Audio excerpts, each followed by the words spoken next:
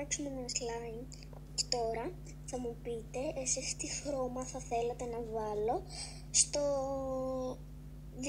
στο δικό σας slime που θα φτιάξουμε στο άλλο βίντεο, επειδή τώρα είναι το πρώτο μας. Και να μου τα πείτε στα σχόλια.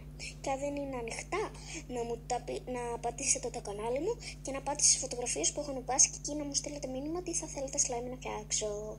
Και τώρα ξεκινάμε το βίντεο. Ωραία, ωραία. Εγώ το θέλω τώρα έτσι. Sorry.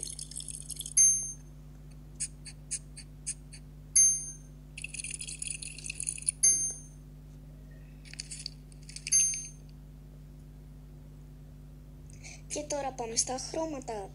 Λοιπόν, κοιτάξτε τι χρώματα έχω.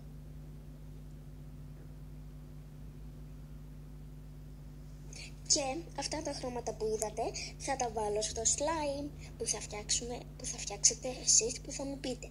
Λοιπόν, τώρα εγώ θα βάλω κάτι δικό μου. Δεν βγάζει νόημα αυτό.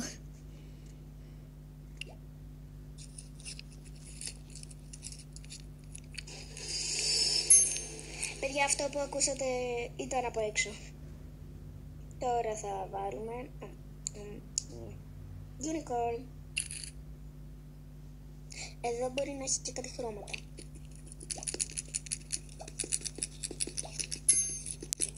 Και να μου πείτε και εσείς τι θα θέλατε. Τώρα θα τα ξαναδεί μισό λεπτό λίγο. Τώρα πείτε μου εσείς τι θα θέλετε από εδώ. Εγώ θα ξαναβάλω.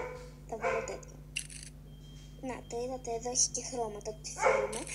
Και δεν είναι το ροζ, όπως τώρα, είναι το μπλε.